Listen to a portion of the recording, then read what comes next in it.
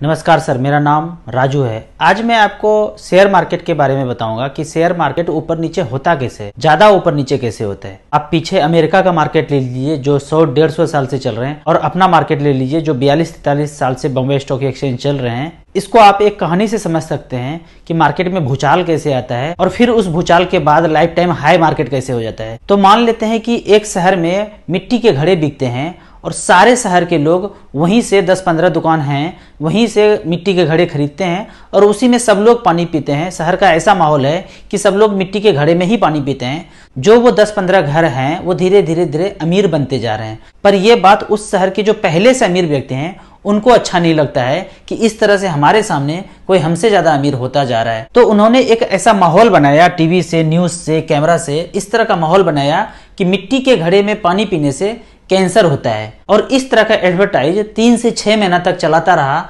तो अब क्या हुआ, शहर के सारे लोग डरने लगे और मिट्टी का घड़ा खरीदना बंद कर दिया। जब ऐसा हो गया कि सारे लोग अब मिट्टी का घड़ा खरीदना बंद कर दिए, तो फिर से वो अमीर व्यक्ति घड़े वाले के पास जाते हैं। उस घड़े को बनाने का कॉस्ट 20 रुपया है और उसको वो मार्केट में 50 रुपए में बेचते थे। पर जब सब लोग घड़ा खरीदना बंद कर दिए तो फिर से वो आदमी उस घड़े वाले के पास जाते हैं और बोलते हैं ये सारा घड़ा मुझे 5-5 रुपए में बेच दो। तो वो गरीब व्यक्ति सोचते हैं कि कोई तो खरीद नहीं रहा है, अब क्या करें, आगे फ्यूचर तो एकदम डार्क ही लग रहा है। तो वो सारा का सारा घड़ा 5-5 रुपए में बेच देते हैं। जब सारा घड़ा उस अमीर व्यक्ति के पास आ जाता है तो फिर से टीवी, कैमरा एक्शन से एडवर्टाइज करना शुरू करते हैं, पेपर में देना शुरू करते हैं, मोबाइल के रिंगटोन में बजाते हैं कि अब सब कुछ ठीक हो गया है, अब डरने का जरूरत नहीं है। इस घड़े में हम ऐसा पेंट कर दिए हैं कि उस पेंट के वजह से अब किसी को कैंसर नहीं होगा। फिर धीरे धीरे लोगों में कॉन्फिडेंस आया तो घड़ा खरीदना शुरू करते हैं। पर अब जब घड़ा खरीदना शुरू करते हैं तो उसका कॉस्ट